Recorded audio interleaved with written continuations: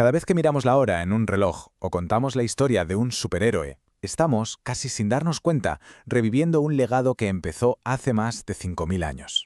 Hoy vamos a explorar a los sumerios, la civilización que, sin que lo sepamos, puso los cimientos de nuestro mundo actual. A ver, pensemos en esto un momento. ¿Qué demonios podría unir un reloj, un objeto de precisión supermoderno, con el primer relato de superhéroes de la historia? A primera vista parecen dos mundos totalmente opuestos. Por un lado la tecnología, por el otro la mitología. Pero la conexión es mucho más profunda de lo que parece. Pues la respuesta, aunque parezca increíble, está aquí, en la antigua Mesopotamia. Tanto el reloj como el héroe nacen de una única cultura, los sumerios. Y es que ellos no solo vivieron hace miles de años, es que crearon el prototipo, la plantilla, de lo que es una civilización. Las culturas que vinieron después, en muchos casos, simplemente copiaron y adaptaron su modelo. Exacto. A ver, pensemos en los famosos babilonios, los acadios, los asirios. Ninguno de ellos apareció de la nada. Todos, absolutamente todos, construyeron sobre los cimientos que dejaron sus predecesores, que en este caso fueron sus maestros, los sumerios. Sus inventos prácticos fueron la base que todos los demás pueblos de Mesopotamia adoptaron como propia. Es que lo más alucinante de esto es lo familiar que nos suena a todo. La rueda, el arado, las leyes por escrito, parecen cosas básicas, ¿verdad? Pues fueron ellos los que las idearon. Y volviendo a la pregunta del principio, fijaos en el sistema sexagesimal.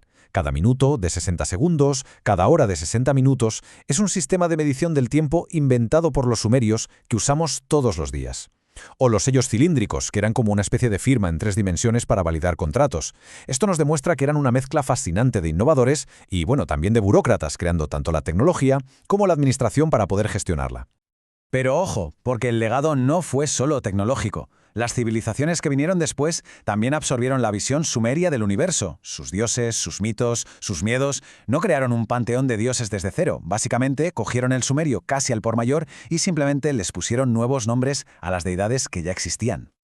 Aquí los ejemplos son clarísimos. Inanna, la poderosísima diosa sumeria del amor y de la guerra, se convierte en la famosa Ishtar para los babilonios. Enlil, el dios de las tormentas, se reinterpreta como el gran dios babilónico Marduk. Y el dios del sol, Utu, renace como Shamash. Los nombres cambian, sí, pero las fuerzas de la naturaleza que representan y sus historias, esas permanecen. Es como un cambio de marca divino, un rebranding en toda regla. Y claro, con los dioses llegaron sus historias.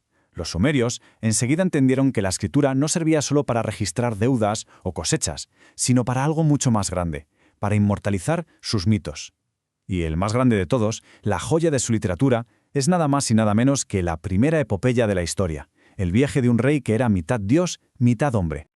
El hecho de que hoy conozcamos esta historia es, de verdad, casi un milagro. Se lo debemos al descubrimiento de la biblioteca de un rey asirio, donde se encontraron estas 22.000 tablillas de arcilla.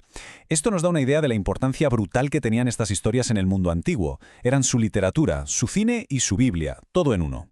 La trama de Gilgamesh es que es básicamente la plantilla de casi cualquier historia de héroe que se nos ocurra hoy en día. Empieza como un rey tirano, un déspota. Luego los dioses le envían a un rival, Enkidu, que acaba convirtiéndose en su mejor amigo y lo cambia para siempre. Viven aventuras juntos, desafían a los dioses, pero su arrogancia, su soberbia, les pasa factura. Y la historia acaba con una pérdida trágica. Esto lanza a Gilgamesh a una búsqueda desesperada por la inmortalidad, solo para fracasar y, al final, regresar a casa como un rey mucho más sabio que por fin acepta su propia mortalidad.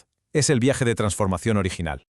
Pero es que dentro de esta gran epopeya hay otra historia, un mito que ha trascendido milenios y culturas de una forma que es, alucinante, convirtiéndose en una de las narrativas más conocidas de toda la historia de la humanidad.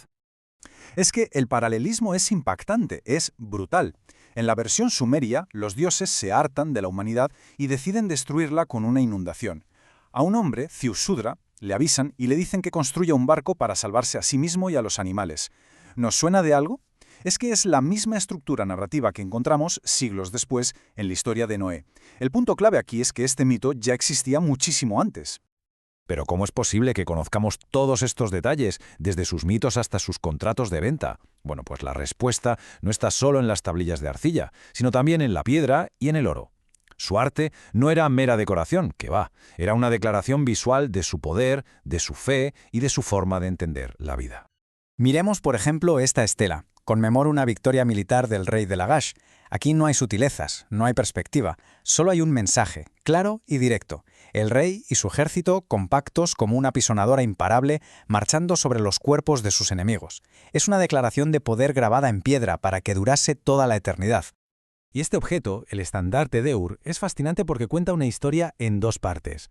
En un lado vemos la cara de la guerra, carros de combate, enemigos aplastados, prisioneros de guerra desfilando.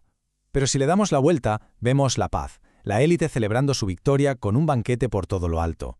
Es una instantánea perfecta de la dualidad del poder sumerio, la violencia brutal que lo consigue y el lujo con el que se disfruta. Y si queremos una prueba definitiva de su visión del poder, nada mejor que las tumbas reales de Ur. Los hallazgos del arqueólogo Woolley fueron espectaculares. Oro, lapislázuli, objetos de una artesanía increíble. Pero también revelaron una costumbre escalofriante. Los reyes y reinas no se iban solos a la otra vida. Decenas de sus sirvientes y soldados eran sacrificados para acompañarlos. Su poder aquí en la tierra tenía que continuar sí o sí en el más allá. Y todo esto nos lleva a una reflexión final. La rueda, la forma de medir el tiempo, las historias de héroes, los mitos sobre un diluvio universal, los ecos de Sumer están literalmente por todas partes. Así que la pregunta que queda en el aire es, de todo lo que creamos y hacemos hoy, ¿qué sobrevivirá? ¿Cuál será el eco sumerio de nuestra civilización para la gente del futuro?